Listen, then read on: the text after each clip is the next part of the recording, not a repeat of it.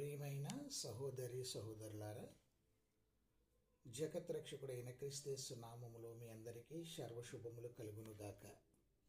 సందర్భంలోకి వెళ్తే మనము దేవుని వాక్యానికి లోబడితే ఆయన ప్రేమ మనలో సంపూర్ణమవుతుంది. ప్రియులారా, దేవుని వాక్యం ఇదే: నీ దేవుడైన ప్రభువును నీ పూర్ణ హృదయంతోనూ, నీ పూర్ణ ఆత్మతోనూ, నీ పూర్ణ మనసుతోనూ, పూర్ణ శక్తితోనూ ప్రేమించుము. ఈ విధంగా దేవుని వాక్యానికి లోబడడం అంటే ఆయనను ప్రేమించడమే. ప్రియులారా, మనము దేవునికి విధేయులమైతే ఆయన మన దగ్గరకు వచ్చి నివసిస్తాడు.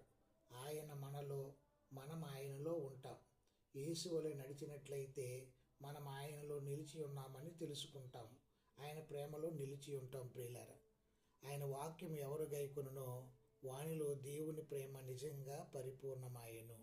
అట్టి ప్రేమ దేవుడు మనల్ని అనుగ్రహించాడు.